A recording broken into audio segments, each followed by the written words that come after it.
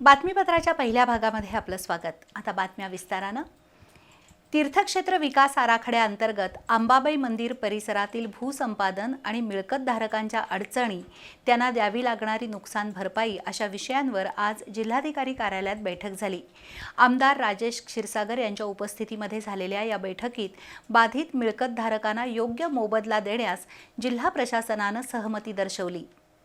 सुमारे 1450 कोटी रुपये खर्चाच्या श्री अंबाबाई तीर्थक्षेत्र विकास आराखड्याची अंमलबजावणी सुरू झाली आहे।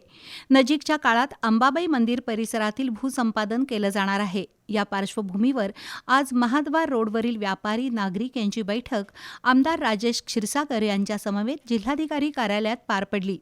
सुरुवातीला जिल्हाधिकारी डॉक्टर विजय राठोड यांनी भूसंपादनासाठी सुरू असलेल्या प्रक्रियेची माहिती दिली।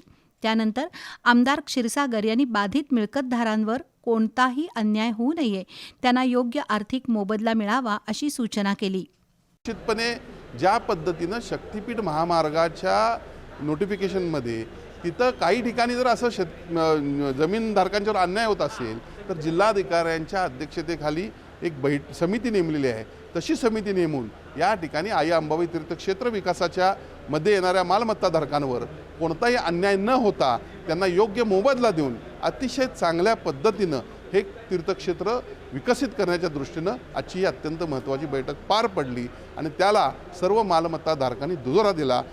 तीर्थक्षेत्र विकास आराखड्याच्या अंमलबजावणीसाठी मंदिर परिसरातील रहिवासी आणि व्यापाऱ्यांचं सहकार्य आहे। त्यामुळे या मंडळींना विश्वासात घेऊन आराखडा अंमलबजावणी व्हावी असंही आमदार क्षीरसागर म्हणाले। त्यासाठी वेळप्रसंगी रेखांकन बदलावं लागलं तर त्याचाही विचार व्हावा असं ते म्हणाले।